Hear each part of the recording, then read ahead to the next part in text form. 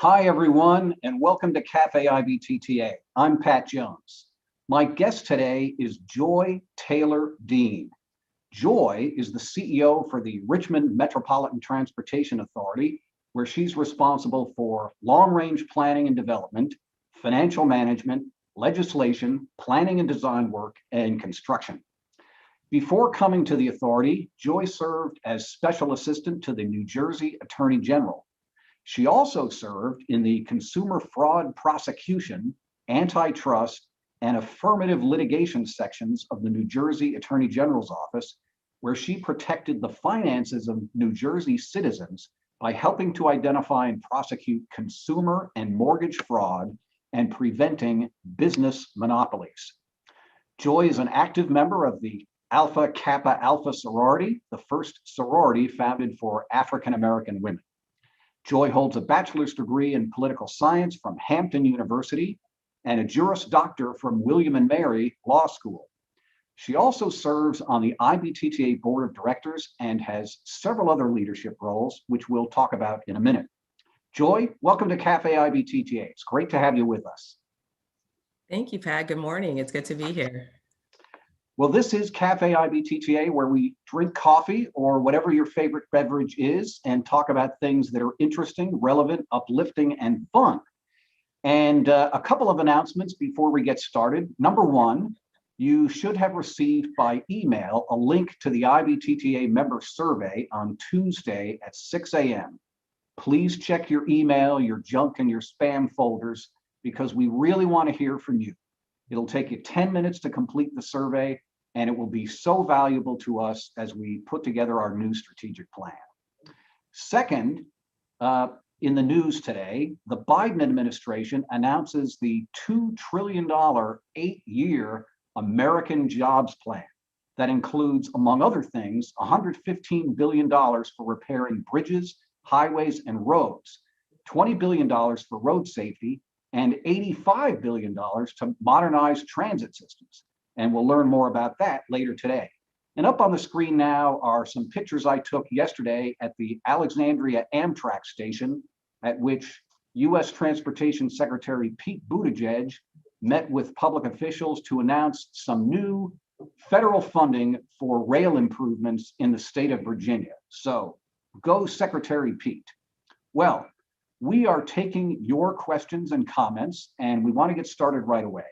So using the chat function and selecting the option all panelists and attendees, please type a word or phrase that describes your thoughts or feelings about Virginia. Virginia, the home of 8 US presidents. Tell us about your thoughts and feelings about Virginia, where Joi Dean is from, or at least where she lives and works now. All right, it's for lovers, home sweet home. Traffic, yeah, we got to work on that. Battle of Yorktown. I've yet to visit. Historic beach, great peanuts. Oh, I didn't know that. Drive the speed limit. Richmond. All right, great people. Okay, well, we will check in a little bit later on for some more comments about Virginia, Interstate 81. Funny emoji there. All right. Well, let's get right into it. We've got a wonderful guest here today, Joi Dean with the Richmond Metropolitan Transportation Authority. And Joi, tell us about the authority and your role there. So the Richmond Metropolitan Transportation Authority, known as the Rmta, was established in 1966 by the General Assembly. The goal was to build a toll expressway system in the Richmond region. Over time, we have done things such as build and maintain parking decks. We have built and operated a baseball stadium, a minor league baseball stadium, and we have managed the train station on behalf of the city of Richmond. But our bread and butter is our toll road. And we serve as a gateway to the downtown Richmond area. And in my role as the Chief Executive Officer, I am responsible for this guiding the strategic direction of the RMTA and ensuring that our regional partners are in line with our goals. And I would also like to add that I am managed by a board of 16 board members, and they represent the 3 regions in Richmond. So you IBTTA chief executive officers at toll agencies, if you got small boards or 4 or 5 people, you can really feel some sympathy for Joi and her 16 member board. Now, Joi, you mentioned having participated in helping build a minor league baseball stadium. So there's some economic development that's going on at the RMTA as well, huh? Yes, we engage in economic development. We have in the past, yes. All right. Well, Joi, before your current job, you served as the chief of staff at the RMTA. Tell us about the route to the top, to the CEO job. Well, I got married in 2012 and moved back to Virginia, and I had the opportunity to come to work at the RMTA on a consultant basis as the chief of staff. And after about a year, I was hired full-time as the chief of staff for our then CEO, and served in that role for, I guess, almost 3 years. And after that was after our CEO took another job in Washington, D.C., was elevated to the interim CEO position. And after about, I think, 3 months or so, was elevated to the role of CEO permanently. All right. So, Joi, one of your roles at IBTTA is to serve as co-chair, along with Ferzan Ahmed of the Ohio Turnpike, of our recently established last year Task Force on Diversity, Social, and Racial Inclusion. Tell us a little bit about that task force and the work it's doing. Yeah, so it was a great honor to be asked by our immediate past president, Samuel Johnson, to serve as a co-chair, and I'm having a wonderful time serving with Ferzan, and I have been also given the opportunity to continue in service with our current president, Mark Compton. So I appreciate that. But the diversity task force has about 30 members. I've thoroughly enjoyed getting to know all of them. They have great ideas as we look to move forward in the diversity space here in IBTTA. I believe Samuel's goal was to ensure that within our tolling industry that we create a diverse environment and within our industry and the communities that we serve. And so a couple of things that I'm really proud that we were able to do over the course of the last year or so, almost a year, I think, was the establishment of an HBCU scholarship. We were able to give $15,000 in scholarships away to three individuals that were students at HBCUs. I'm also proud of the MOU that was signed with COMTO, the Conference of Minority Transportation Officials, and looking forward to the announcement of the Diversity Award, which will be given out in the fall. So those are three big things that we're working on, and looking forward to continuing that work this year. I'm really excited about that diversity award as well, because I think one of the ways that we raise people's consciousness about what needs to happen in our society is to recognize the good things that our members are doing in diversity, equity, and inclusion. So that's really a good thing to hear. Joi, we have a question from one of our audience members, and that is, let's see, I'm trying to find it right now. It has to do with, there's a question about congestion pricing or congestion. Yeah, how is the city of Richmond thinking about congestion zone tolling? I can tell you that right now we're not, because the one great thing about Richmond, and the one thing that is ironically drawing a lot of people to Richmond, is that we have very little traffic. I moved here from New Jersey, where my commute was about an hour, 10 minutes door to door. My commute now is about 15 minutes door to door. And so I'd say our average commute is no more than 30 to 45 minutes.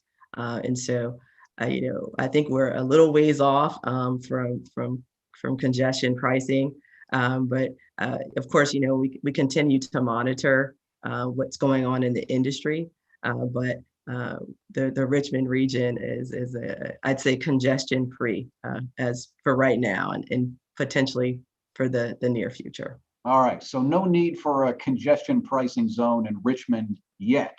Yeah. Yes. All right, let's see. Here's a comment, sort of question from Andrew Bunn.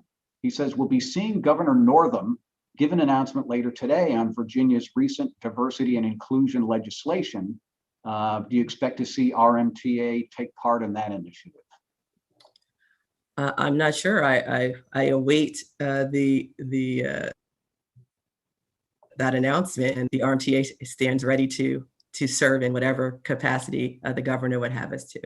Beautiful, beautiful. So Joi, you like many other women in transportation, and I see you are wearing the IBTTA Women in Tolling pin. So we salute the women in tolling. They put on a lot of great programs for IBTTA over the last months and years.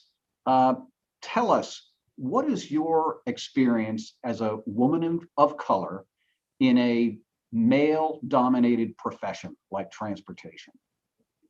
And first, I'd also like to give a shout out to the women in tolling. They have, as someone who has not been in the industry a long time, I have had the opportunity to be a part of women in tolling and meet the awesome women that keep the roads running. So I appreciate them embracing me.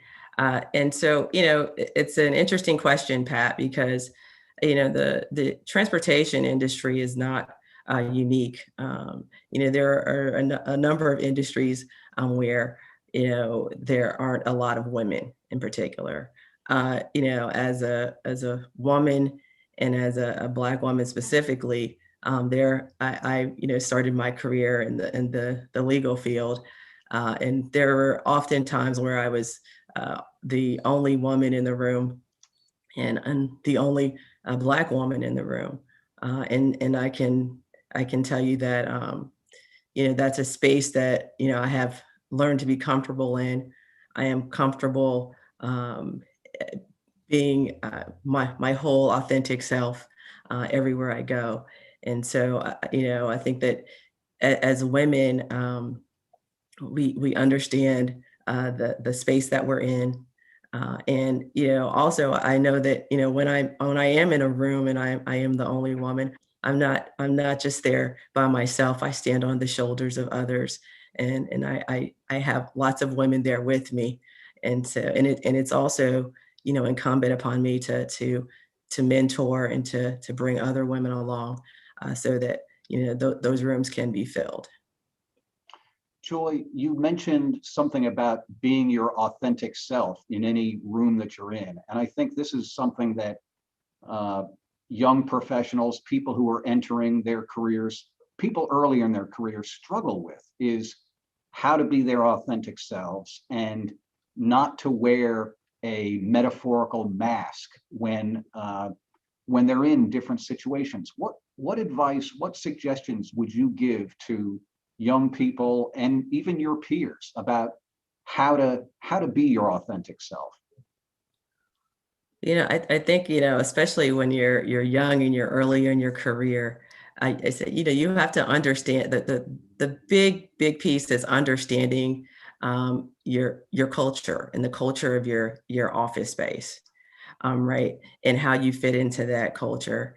And companies hire people because they feel as though they have skills, right? And you have to be comfortable with the skills that you feel that you bring to the table, right? And so, being comfortable with those skills and being able to communicate those skills and work really hard. That to me is a part of being authentic and showing who you are, and not being afraid to speak up, and give your opinion. And oftentimes you may not be asked for your opinion, but sometimes you can give it, because people want to hear from you, if you show that you're willing to work, and that you have the skills necessary to do the job.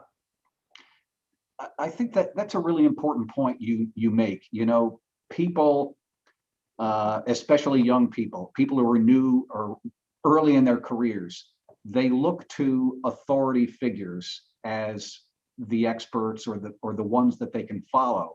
But there's a leadership role that comes from being your authentic self, no matter what part of the organization you're in. Can you talk to us a little bit about, you know, your experience with that or seeing that in others? Well, I think that, I had a former boss who said, the higher the position you have, the greater the challenges become, right? And if you're looking at a leader, leader is in whatever role, is guiding, is directing, is strategic, and the best leaders understand how to leverage their teams, and understand that, it's not always about you, it's about your team and about collaborating with your team. And collaboration, I found has really been key, in my success. And I think that, you don't have to, you don't have to be the one that's always out front. Uh, as the young people, think, oh, they have to see me all the time, uh, you know, but oftentimes your work will speak for itself. But you know, being a part of a team and being a leader in the team, is also important. Our guest today is Joi Dean. She is the CEO of the Richmond Metropolitan Transportation Authority in Richmond, Virginia, and we are taking your questions. Please put your questions or comments in the chat function using the selection for all panelists and attendees. Joi, we're really delving deep into this authentic self, and part of your authentic self is that you're a musician. You play the piano and the cello. Tell us about that, and what that has brought to your life. Yes, actually, I started playing piano when I was in the first grade, and I started playing cello when I was in the seventh grade. And I played, actually all the way through college. I was part of the string quartet at Hampton University. And, music teaches you discipline, because most people don't like to practice. I know I didn't like to practice, but I most certainly like the end result of practicing, right? So it taught me discipline. It taught me how to be intentional, how to listen, how to work with people. We have a great president of the University of Richmond, President Ronald Crutcher, who happens to be a classically trained cellist, and he speaks about his time in the string quartet, and I think it rings, what he says rings true, is that when you're playing in a string quartet, and it teaches you skills that you can use in your everyday life. It teaches you how to collaborate, right? Because you're playing with others. There's no conductor, right?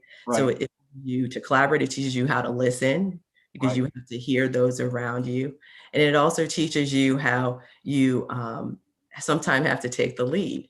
And so everybody gets the opportunity to be a leader. And so I think those things are what he says is truly something that are skills that that music teaches you and are transferable in your daily life and in your work life. What you're saying, Joi, resonates with me. I have two daughters. They're both grown now, but they both took dance classes when they were young. And I remember one dance instructor they had said, at one of their recitals. She said, you know, it takes about 13 years to make a ballet dancer. And, you know, most of your children are not going to become professional dancers, but the skills that they learn in this class, the flexibility and going the distance and collaborating with others, they will be able to use in every phase of their lives. So much importance on the arts. We really need those. Here's a question from Rosa Roundtree. Joi, what has been your biggest challenge as CEO of the RMTA? Yeah, I think my greatest challenge has been building on our culture. I think, you know, I am a different type of leader. You know, previously our agency, the CEO was there for over 25 years. And then my predecessor was there, I think either 3 or 4 years or so. And so, you know, 25 years is a long time to be somewhere. And there's a culture that was created within that 25 years that was a little bit different than the culture that I would like to see in place. And so, you know, things don't always change overnight, and that it's something that we work towards. I have instituted what we call the one RMTA, because we are all one and we are all one team. And I have a one RMTA employee engagement committee, so that I can hear from employees, the good, the bad, and the ugly, and we can work towards ensuring that the culture is one that is conducive for everyone, because, you know, after all, we spend a lot of time at work, and, you know, it's always been my belief that, you know, work should be a place that you want to go to, not somewhere that you have to go to. Right, right. Joi, let's talk a little bit about COVID-19. This is something that has challenged every organization just about everywhere in the world. Tell us about some of the effects on you personally, professionally, of COVID-19 and how you've coped. Yeah, absolutely. I think everyone has been affected by COVID-19, and, you know, professionally, you know, it's been a challenge. I think, like everyone has had, especially in the industry. We, like everyone else, have seen a reduction in traffic, but we are seeing an uptick, so we are optimistic. Uh, and I think, you know, it taught us a lot of things. A couple of which are, you know, that we can be flexible, that we can be nimble, that we can pivot on a dime, and extremely grateful for my executive team, because we have truly come together and during this time. And I think we have learned how to communicate better among each other, and learned how to be flexible, because, you know, things moved quite quickly, and things moved quite quickly last year around this time. You know, we are one of the agencies that still has toll collectors, and so it was my primary make sure that everyone remains safe. And so, you know, there were certain things we had to put in place, you know, certain policies we had to put in place, and it's always, you know, at the forefront of my mind is keeping everyone safe, and that was always my goal during this time. And so I think that, you know, we responded well. Like I said, we're seeing a slight uptick in traffic, and so I'm hopeful that we are coming out of it, and we'll be stronger for it. Personally, I have been teleworking since probably last March, and I have this 4-year-old boss who I love that 4-year-old boss.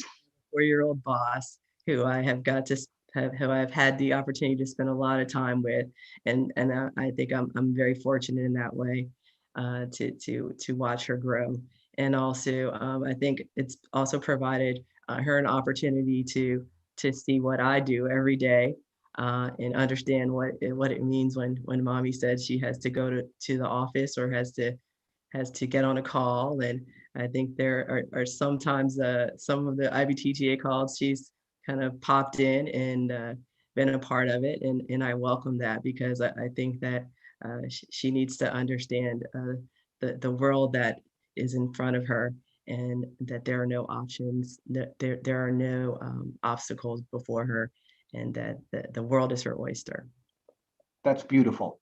Take your daughter to work day. Why should it only be one day a year? It should be every day, right? And, and, Sure. and that's the way it's been. Yeah. Brian, one of your colleagues on the Task Force on Diversity, Social and Racial Inclusion, he mentions that we've discussed 2 books as part of the task force, and we'll be discussing a 3rd in June. He wonders what's been your favorite book so far? Oh, that's a good question. Hi, Brian. It's good to hear from you. I haven't seen you in a while. I think the first book that we read, um, How to Be an Anti-Racist an by Ibram anti-racist Kendi. by Ibram Kendi, I thought was very good. I I had the opportunity to actually hear him talk a couple of times before I had the opportunity to read the book. So I did have some understanding of what the premise of the book was. So that was one of, I think, a highlight for me. And I think for me, it just showed that, we all have to do our part to make this world a better place, and that we all have to work towards being anti-racist. Yeah, I was really impressed by the book. I was surprised and delighted and stunned in so many ways from reading that book, because as a Black man who grew up in New York City, with parents who were activists, he often pointed the finger at himself, and pointed. I mean, not often, throughout the book, he pointed Yeah, to himself about his own racism or his own prejudice and bias towards people in our society. I thought that was fascinating. yeah, absolutely. All right. Well, let's see. Um, you went to high school in Miami, and in addition to you, as a famous person in my mind, there were some other famous people who are alumni of your Miami high school. Can you tell us about that, Joy? Yeah, so shout out to Miami Palmetto High School, and a varied group of alumni. Most notably, Jeff Bezos went to my high school. All right. The current Surgeon General, Vivek Murthy, went to my high school. We were actually there at the same time. Um, there's a young lady who was actually just nominated yesterday by President Biden to the Court of Appeals, Ketanji Brown. She went to my high school, and keep your ears peeled, because the Court of Appeals is usually the next step is the Supreme Court. So that would be a phenomenal appointment for her, and a great alum of Miami Palmetto High School. And then we have such other varied alum, like Rohan Marley, son of Bob Marley, and lest I forget the pop icon Vanilla Ice. All right. So lots of famous alumni of Miami Palmetto High School. We salute them and we salute you. Joy, I'm going to just make a couple of announcements, and then we'll come back to you for some words of final wisdom. Terry Langford posts in the chat the next book club book was So You Want to Talk About Race, and she's got a link there, so take a look at that. And don't forget to complete the survey that you receive at the end of Café IBTTA. We want to hear your thoughts about this meeting and topics for future meetings. Next week, April 7th, our guest on Café IBTTA is Neil Peterson, Executive Director of the Transportation Research Board. April 8th, a webinar Women Driving Policy, featuring our own Diane Scicchetti, Commissioner of the New Jersey Department of Transportation and IBTTA First Vice President, Victoria Sheehan, Commissioner of the New Hampshire DOT and President of AASHTO, and Stephanie Pollock, Acting Administrator, U.S. Federal Highway Administration. Don't miss it. April 13, 15, and 16, we have a Lunch and Learn presented by the Emerging Technologies Committee working groups. It's a multi-day event in which 3 of the emerging technology working groups will discuss next steps and potential pilot programs for the remainder of 2021. And there's many other events in the weeks ahead, including the Finance Summit, the Board of Directors meeting, Tolling 101 for young professionals, the Technology Summit, and more. Visit the IBTTA website for details on all upcoming events. So Joi, what final words of wisdom do you have for us before we sign off today? Well, I'd just like to say that I appreciate having the opportunity to share with you all. And it's not lost on me that this is the last day of Women's History Month. And so I appreciate that opportunity on this last day of Women's History Month. And I just would like to just thank all of the women who have come before me in the tolling industry, whose shoulders I stand upon, the Mary Jane O'Mara, who we all know is legendary, and the Rosa Roundtrees and the Susan Buse of the world. I thank them for their service, and I hope to continue their legacy. Joi, thank you so much for being our guest on the show today, and thanks for commemorating Women's Month, Women's Transportation Month. And to all IBTTA members, we say be safe, keep in touch, and we'll see you down the road. Thanks, Joi. Thanks, everybody.